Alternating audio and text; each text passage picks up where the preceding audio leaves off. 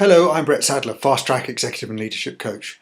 Today I'm going to build on last week's tip around where you focus your attention as a leader and talk about how you can develop your people and engage them to move the whole organisation forward.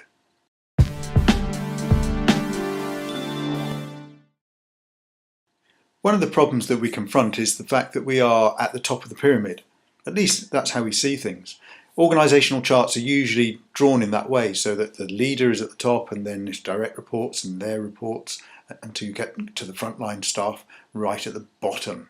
Now that doesn't sound very good, does it? They're at the bottom. They're actually the most important people because they're the ones that are facing the customers. They're the ones that have the day-to-day challenges that they have to overcome to make the business work. So that's not a very helpful concept. So some organisations actually turn it upside down and have what they call upside down management, where the frontline staff are at the top and then the leader is at the bottom supporting them, which is much more helpful. However, I don't think it quite encapsulates how a business works, how an organisation works.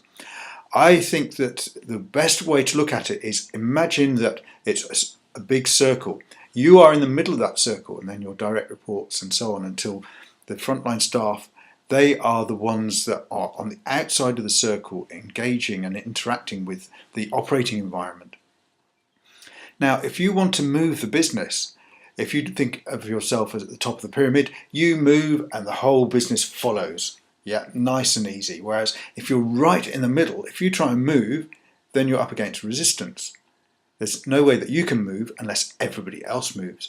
So the only way that you can move your business forward is if you engage all the people, particularly those on the front line, and get them to move with you. Then you can all move forward together. Otherwise, you are going to be stuck in resistance mode.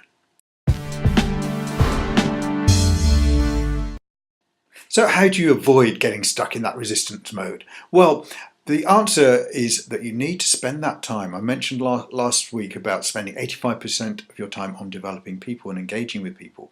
Well, that is the most important thing, is to make sure that it's not just your direct reports that you're working with. That in order to change the whole organisation, you have to engage with your whole team. You have to spend time working with the people on the front line, on the outside of the organisation that are the interface with your environment, to make sure that they are up for the changes, that they are going to work with you and move with you to create the future that you together desire. Because after all, that's what we all want. We all want to move forward, we all want to be successful. Nobody wants to be stuck in a business that's going nowhere.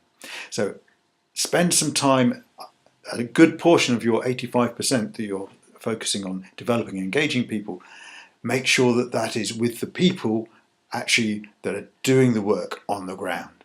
That way they will want to work with you, but also you will know the challenges that they're facing and the resistance that they might be feeling that you need to address, to overcome, to unlock the potential of the organisation.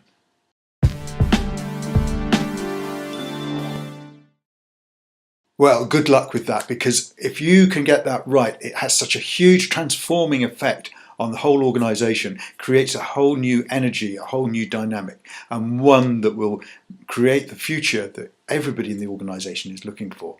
Fantastic when it happens. If you need some help with that, do click on the button to the right and ask for your 30-minute strategy session. And please do also click on the share button below and share it with your friends and colleagues. Look forward to sharing another tip with you next time.